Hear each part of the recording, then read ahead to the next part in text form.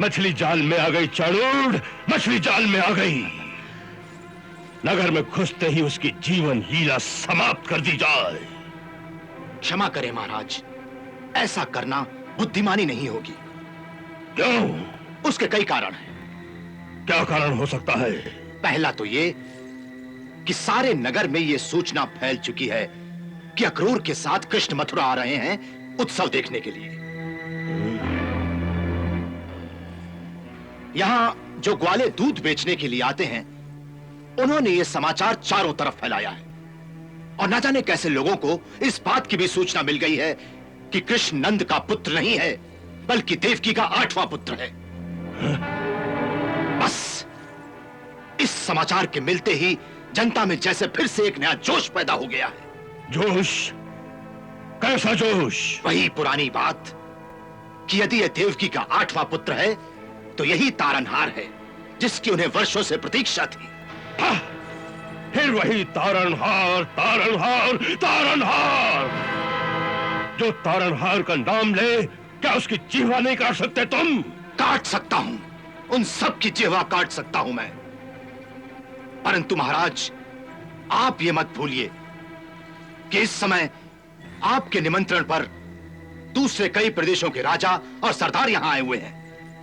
उनके अतिरिक्त बाहर के राज्यों से हजारों लोग यहां का उत्सव देखने के लिए मथुरा के बाजारों में घूम रहे हैं। उनके यहां रहते, उनकी आंखों के सामने हम मथुरा वासियों का कैसे दमन करेंगे?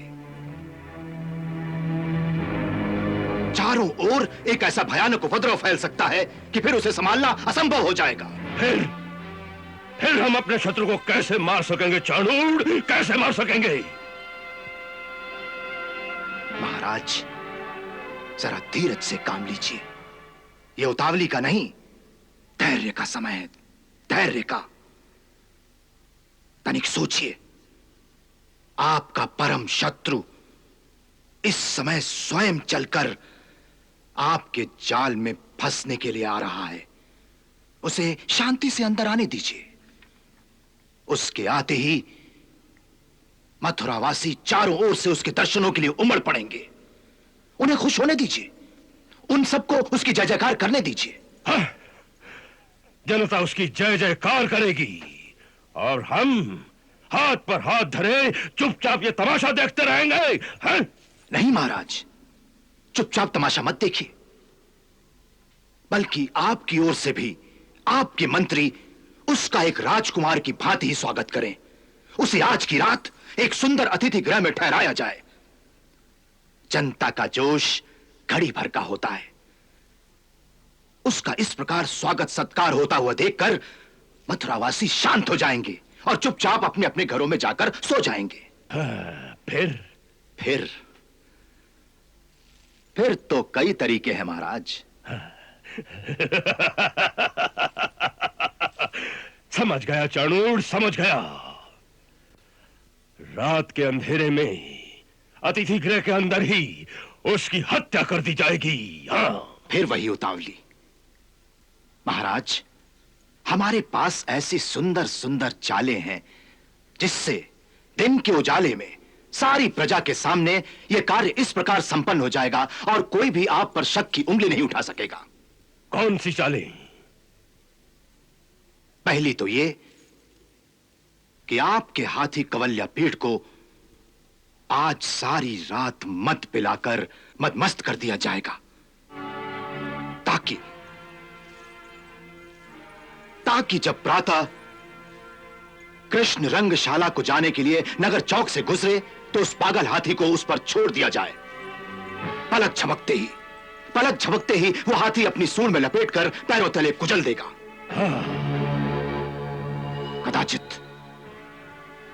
कदाचित वो वहां से भाग भी जाए तो रंगशाला आते ही आपके वो पहलवान जिनमें 100-100 हाथियों का बल है उसे वीरता प्रदर्शन के लिए अखाड़े में ललकारेंगे। और यदि वो लड़ने से इनकार करता है तो लोगों की नजरों में गिर जाएगा कि एक ऐसा तारनहार है जो एक पहलवान से ही नहीं लड़ सकता। और यदि वो लड़ना स्वीकार करता है तो उसकी मृत्यु निश्चित है। महाराज, आपके पहलवानों में अकेला मुष्ट ही इतना बलवान है कि एक ही ताव में उसके शरीर के चिथड़े उड़ा देगा। दूसरे पहलवानों की तो बारी ही नहीं आएगी। और ये सब आपकी आंखों के सामने होगा, जनता की आंखों के सामने होगा। शाबाश, शाबाश चाणूर, शाबाश। इसे कहते हैं कि सांप भी मर जाए और लाठी भी न टूटे। जी महाराज, ये ऐसी चाल है कि एक तीर से 2 शिकार। पहली बात तो ये कि जिस शत्रु से आप आज तक भयभीत थे वो समाप्त हो जाएगा। और दूसरी बात, जब लोगों के सामने कृष्ण के टुकड़े होंगे तो इतने बरसों से उनके मन में जो विश्वास है तारनहार के लिए, जो श्रद्धा है, वो श्रद्धा भी खत्म हो जाएगी कृष्ण के साथ। उत्तम, अति उत्तम।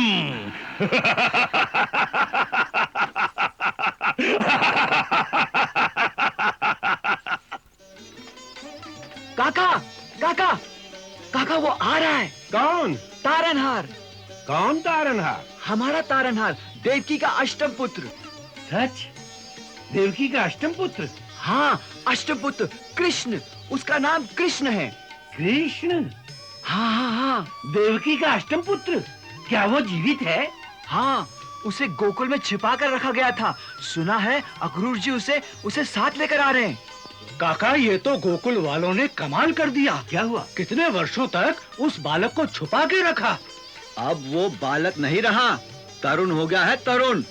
आज ही गोकुल के 2 ग्वाले मिले थे, कह रहे थे कि वो इतना सुंदर है कि तीनों लोक में ऐसी छवि देखने को नहीं मिलेगी।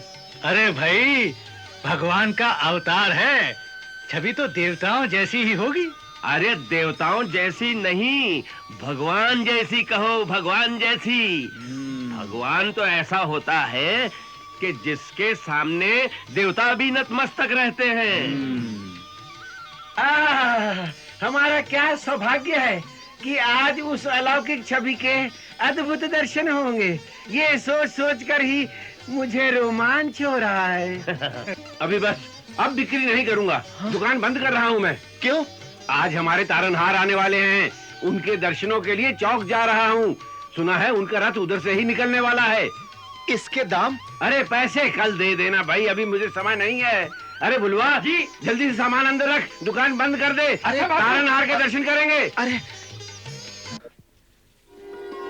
अरे सब दर्शन के लिए यहाँ आकर खड़ी हो गई। किसी ने पुष्पों का प्रबंध किया है कि नहीं? जब वो यहाँ से निकलेगा तब उस पर पुष्प वर्षा नहीं करोगी क्या?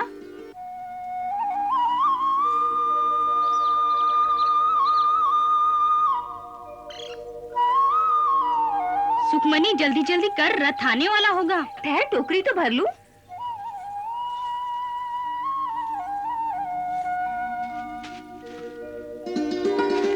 अरे रे रे रे, ये तुम लोग क्या कर रही हो? सारी फुलवारी उजाड़ दी।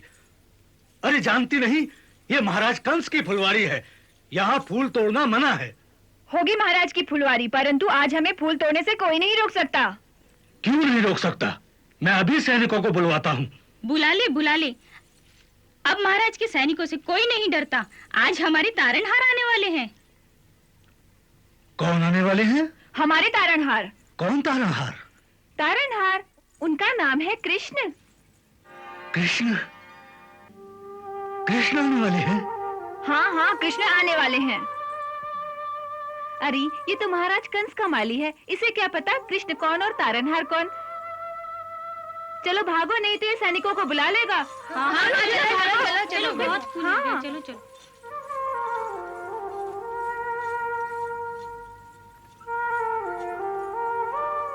आ गए प्रभु,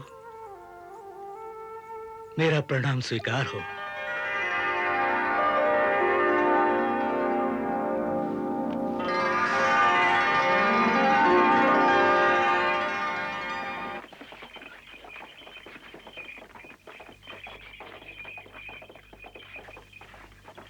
वो देखिए, मथुरा नगरी का प्रवेश द्वार दिखाई दे रहा है। आहा, कैसी पवित्र नगरी है, कैसा दिव्य स्थान है। जी। अक्रूर जी, इस नगरी को मधुरा नाम के एक राक्षस ने बसाया था। शिव जी का बड़ा परम भक्त था वो। उसी के नाम से ये पहले मधुरा और फिर मथुरा नगरी कहलाने लगी है। वस्तुतः ये पुण्य धरती भक्तराज ध्रुव की तपोभूमि है। यहाँ उस महान बालक ने ऐसी घोर तपस्या की थी कि स्वयं भगवान को अपने चतुर्भुज रूप में उनके सामने प्रकट होना पड़ा था। इसीलिए इस धरती के कण कण में एक दैवी आभास है। अयोध्या, अवंतिका, मायापुरी, काशी आदि जो 7 मोक्षदायिनी पुरियां हैं, उनमें एक मथुरा नगरी भी है। इसीलिए इस पवित्र धरती को प्रणाम कीजिए।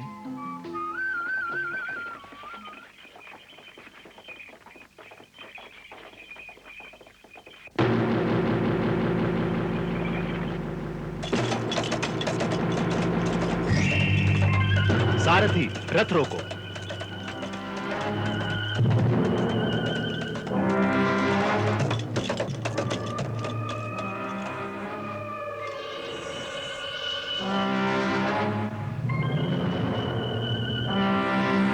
मथुरा नरेश की ओर से राजकुमार कृष्ण का स्वागत है।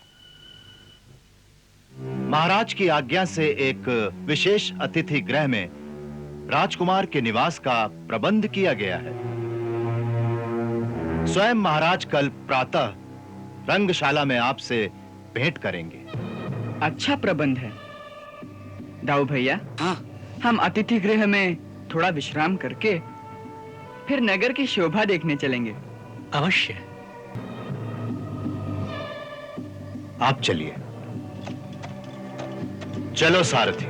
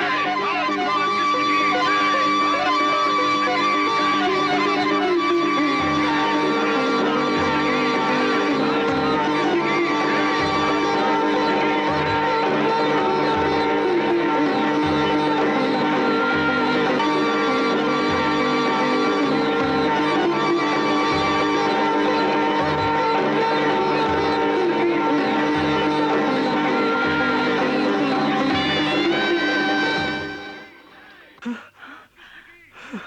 गया।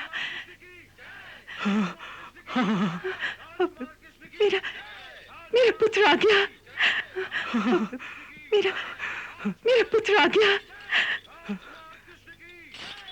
मेरा कृष्ण आ गया।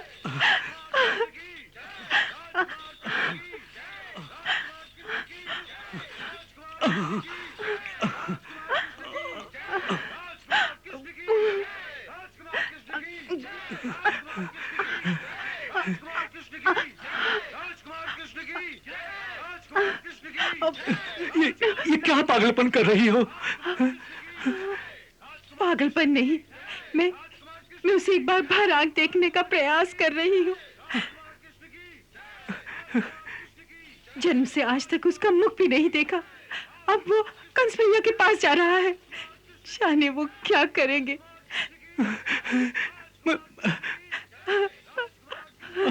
मैं नहीं जानती मेरे भाग्य में फिर उसका मुख देखना लिखा भी है कि नहीं, इसीलिए एक बार मुझे उस झरोखे से देख लेने दो। मैं चाह कर भी तुम्हें उस झरोखे तक नहीं पहुंचा सकता। वो मेरी पहुंच से बहुत दूर है देवी, बहुत दूर है।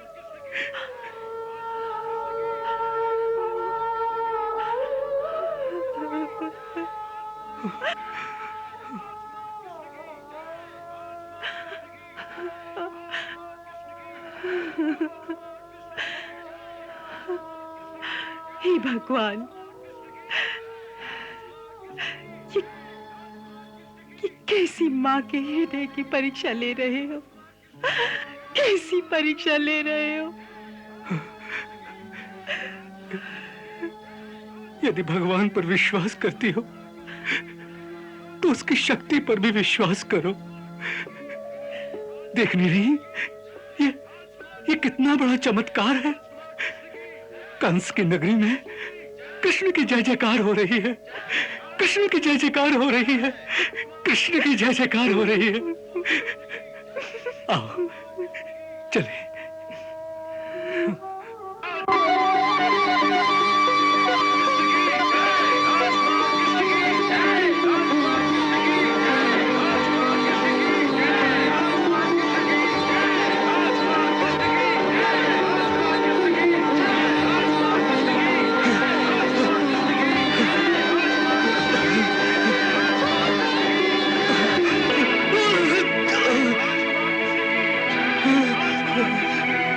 सारथी, रथ रोको।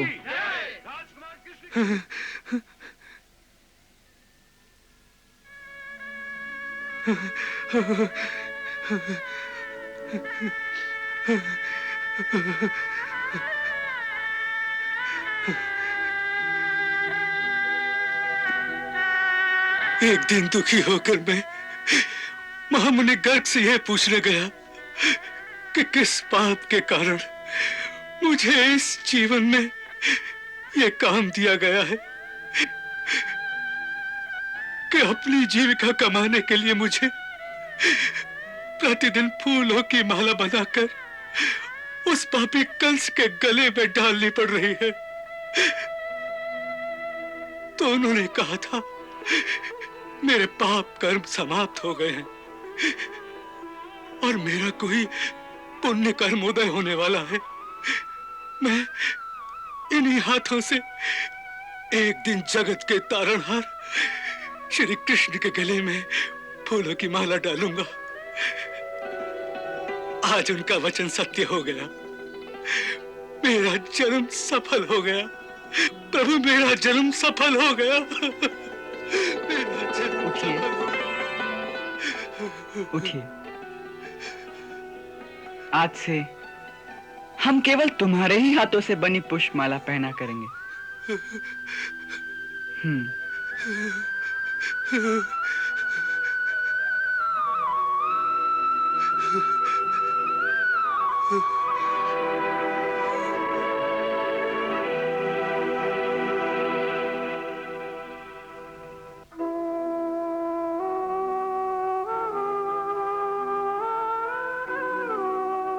चलो सारथी।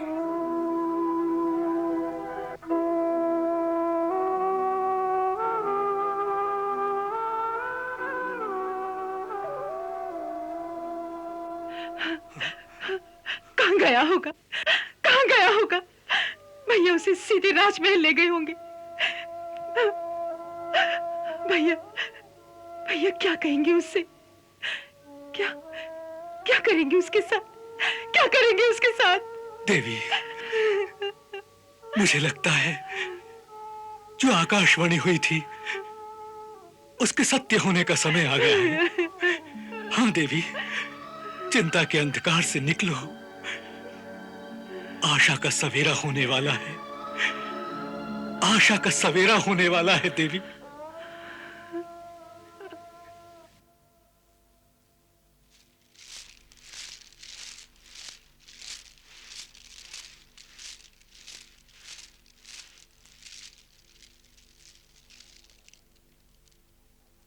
महाराज की आज्ञा है, आपकी सुख सुविधा में कोई त्रुटि न रहे, इसलिए आप कोई भी इच्छा व्यक्त करने में संकोच न करें।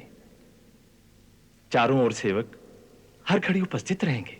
महाराज को हमारी ओर से धन्यवाद कह दीजिएगा। जी।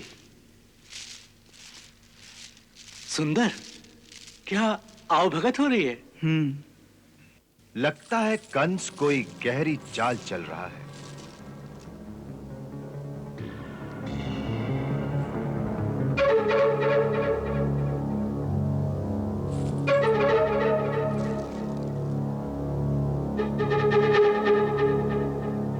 कुछ आज्ञा? अभी कुछ नहीं, आवश्यकता पड़ने पर बुला लेंगे। जी अवश्य। जोहार स्वामी।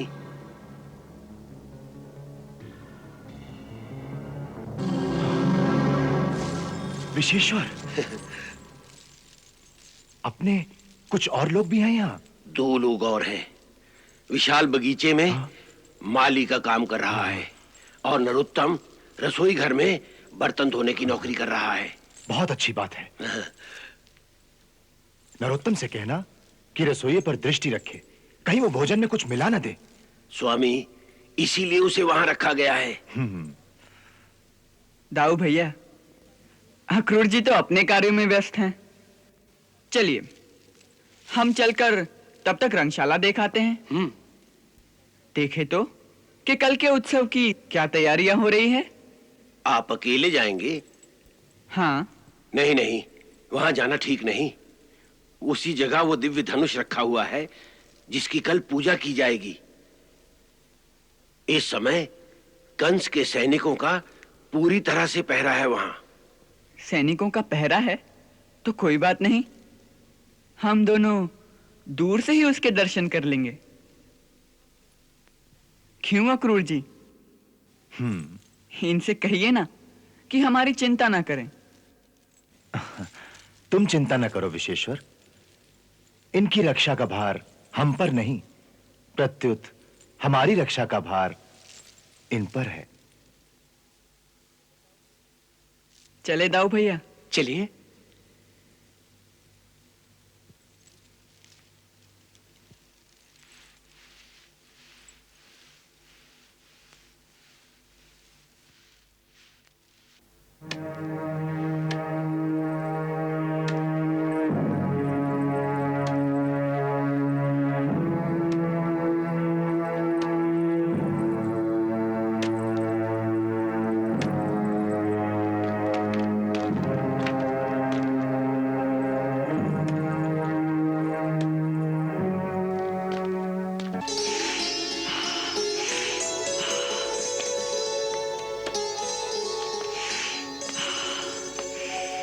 आहा, कैसी मधुर सुगंध आ रही है।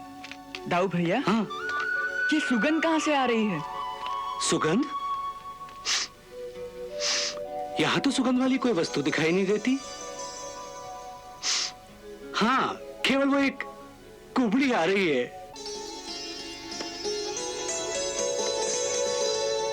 हो सकता है उसी के पास से ये सुगंध आ रही हो। उस कुबड़ी के पास से? हाँ हाँ, एक कुबड़ी के पास भी सुगंध हो सकती है। अच्छा, चलो दिखाता हूँ। चलो।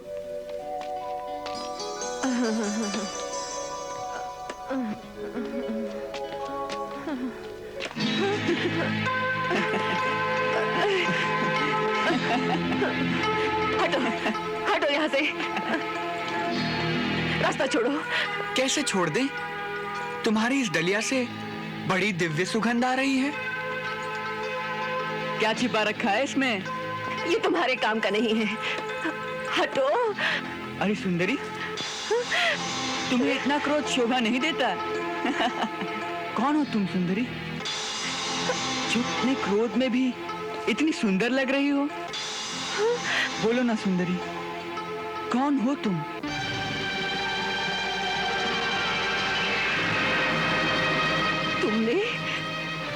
तुमने मुझे सुंदरी कहा? मुझे? हाँ। पहले ये बताओ कि कौन हो तुम निर्दयी, जो एक कुरूप कुबड़ी स्त्री को सुंदरी कह के उसकी हंसी उड़ा रहे हो, जिसका लोग कुब्जा कह के उपहास करते हैं,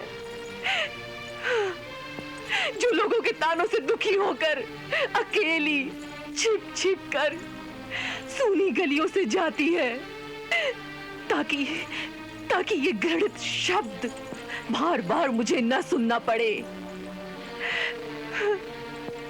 फिर भी किसी न किसी घर से, कहीं न कहीं से ये व्यंग्यवाड़ तो आ ही जाता है, कि देखो वो कुब्जा जा रही है, उनके तानों से दुखी होती हूँ, उनके उपहास को सह लेती हूँ, क्योंकि ये सत्य है कि मैं कुब्जा हूँ। परंतु ऐसा क्रूर उपहास किसी ने कभी मुझसे नहीं किया जो तुमने मुझे सुंदरी कह के किया है।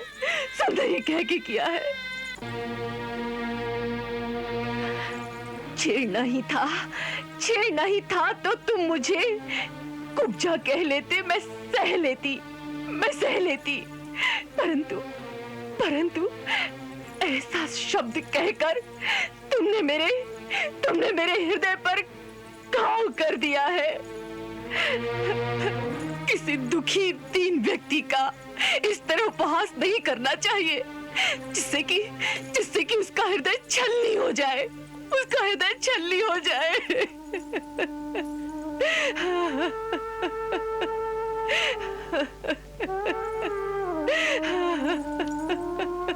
मैंने हंसी तो नहीं उड़ाई सुंदरी,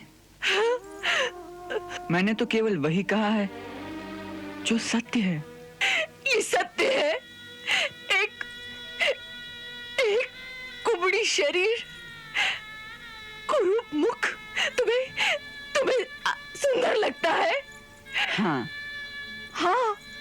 देवी, मैं किसी के शरीर को कभी नहीं देखता, मैं तो केवल आत्मा देखता हूँ। तुम्हारे अंदर जो सुंदर आत्मा है उसे लोग नहीं देख सकते, परंतु मैं तुम्हारी वो परम सुंदर आत्मा देख रहा हूं, इसीलिए तुम्हें सुंदरी कहा मैंने।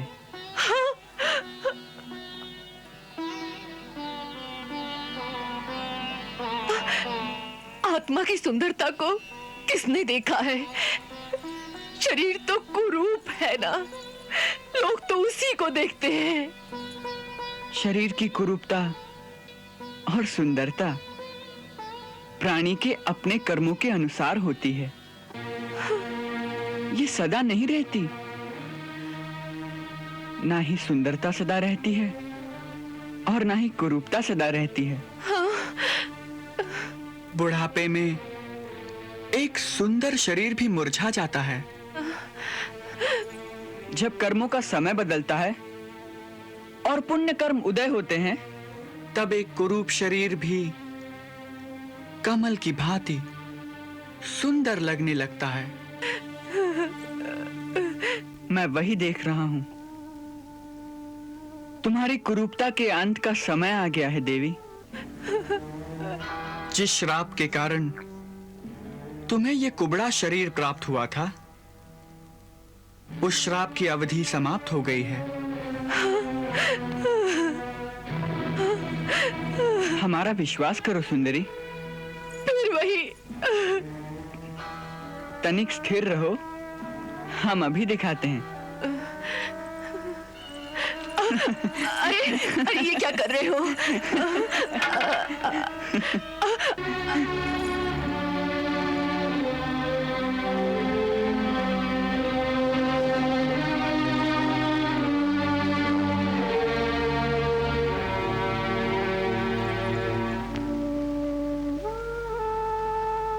ये चंदन, ये अंगराग मैं महाराज कंस के लिए ले जा रही हूँ। सब मिट्टी में मिल जाएगा। वे तो मेरी गर्दन ही काट देंगे। जिसका हाथ मैंने पकड़ लिया हो, उसका महाराज कंस भी कुछ नहीं बिगाड़ सकते।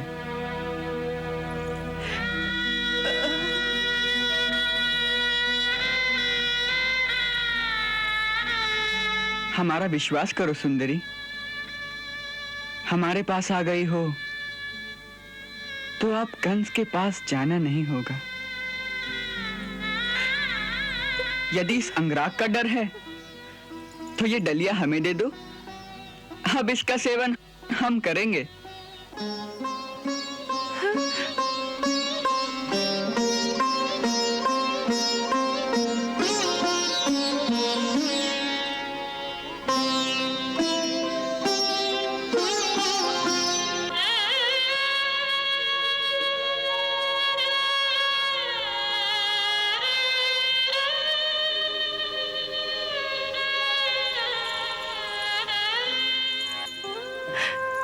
कौन हो तुम?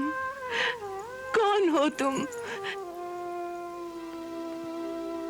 तुम्हें देखकर ऐसा लगता है जैसे जीवन भर ये अंगराग मैं तुम्हारे लिए ही बनाती रही हूँ। अंदर से ऐसा लगता है जैसे मैं कई जन्मों से तुम्हारी ही प्रतीक्षा करती रही हूँ। हाँ, यही सत्य है। कई जन्मों से तुमने हमसे कोई नाता जोड़ रखा है, तभी तो हम आए हैं।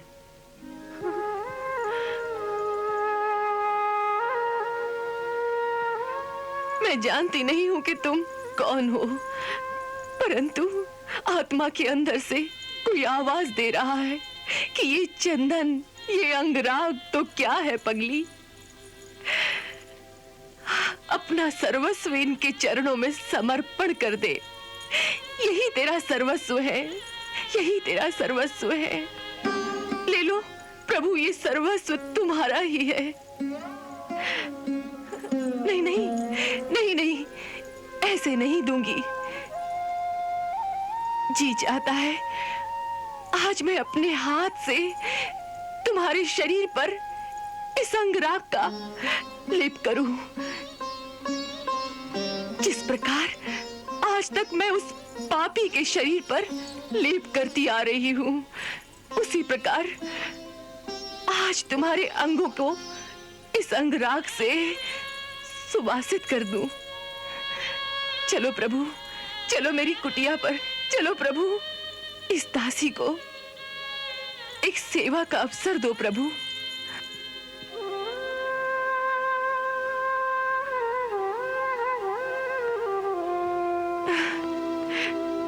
अच्छी बात है, परंतु तुम्हारे महाराज क्या कहेंगे?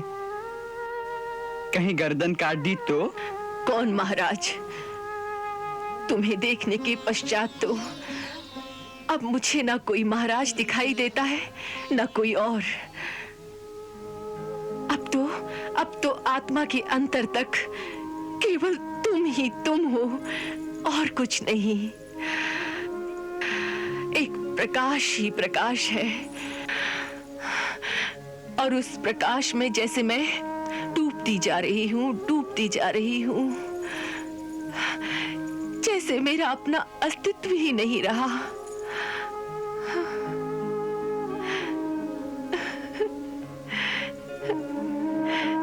प्रभु,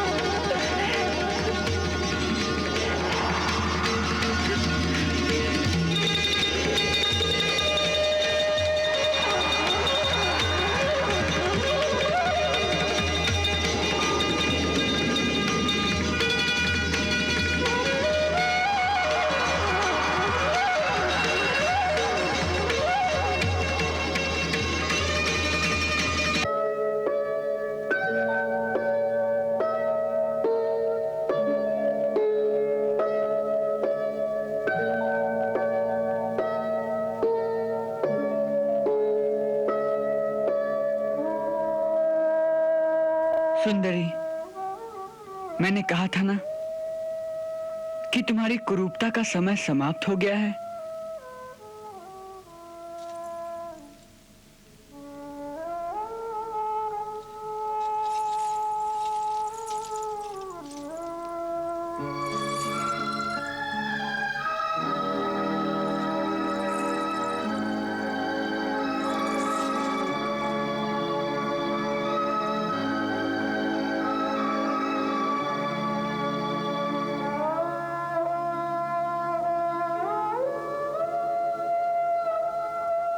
बोलो, क्या चाहिए? प्रभु, अब तुम्हारे सिवा मुझे क्या चाहना है? तुमने स्वयं ही तो मेरे मन में ये भावना जगाई थी कि तुम मेरी कुटिया में और मैं अपने हाथों से तुम्हारे अंग अंग को अपने अंग राग की कला से सुभाषित कर दूं। बस उसी संकल्प को पूरा कर दीजिए। मुझे और कुछ नहीं चाहिए, मुझे और कुछ नहीं चाहिए। हमें तुम्हारा यह संकल्प स्वीकार है। हम वचन देते हैं कि हम तुम्हें एक दिन इस सेवा का अवसर अवश्य प्रदान करेंगे। हम स्वयं तुम्हारी कुटिया में आएंगे। असल में तुम्हारे पिछले जन्म का ये ऋण है हम पर। जब राम अवतार के समय हम धरती पर आए थे तो तुमने हमारे लिए बड़ी तपस्या की थी। तुम्हारी वो तपस्या इस जन्म में अवश्य सफल होगी, परंतु आज नहीं।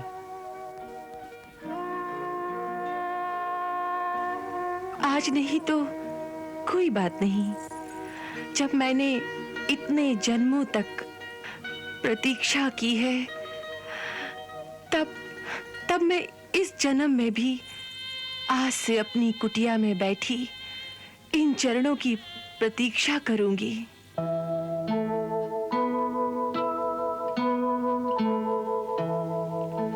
सिर धरी चरणन माही विनय विवश बोले वचन अंग राग यह नाही यह प्रभु मम अनुराग है।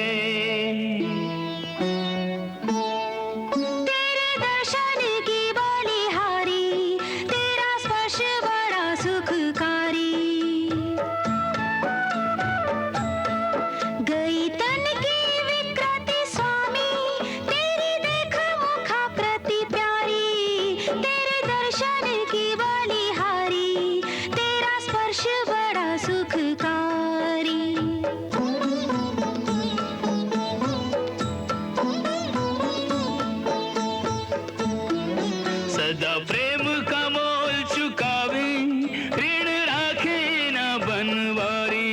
शबरी ने धीरा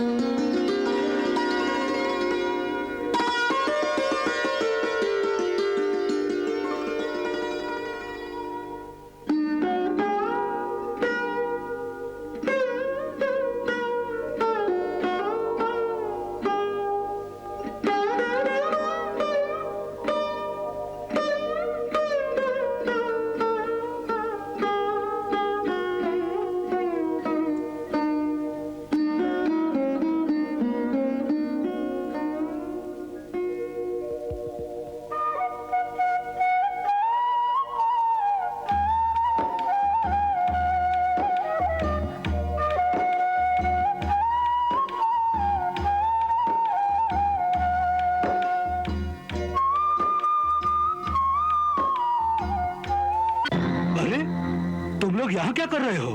हम लोग भगवान शिव के दर्शन कर रहे हैं। चलो चलो, बाहर से दर्शन करो, अंदर आने की अनुमति नहीं है।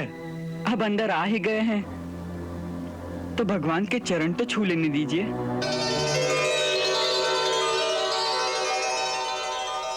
अब आप ही कहिए ना पंडित जी, हम भी शिव जी के परम भक्त हैं। अब आ गए हैं तो प्रणाम कर लेने दो। जी महाराज।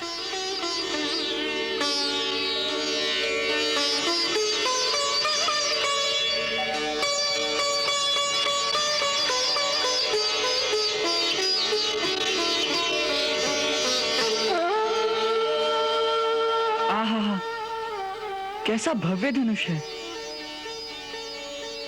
क्या कल इसी का यज्ञ होगा? हाँ, ये भगवान शिव का ही धनुष है।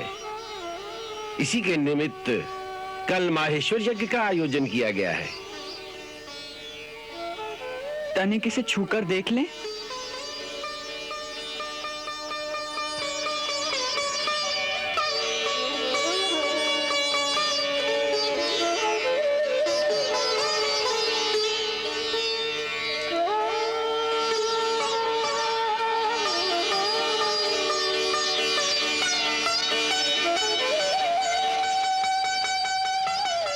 तनिक इसे उठाकर देखें। इसे उठाओगे तुम? चेष्टा करता हूं। बालक, इसे उठाना कोई खेल नहीं। आज संसार में कोई ऐसा नहीं जो इसे उठाकर इस पर प्रत्यंचा चढ़ा सके। यदि आप आज्ञा दें तो मैं इसे उठाकर दिखा सकता हूं। अच्छा, प्रयास करो। कृष्णा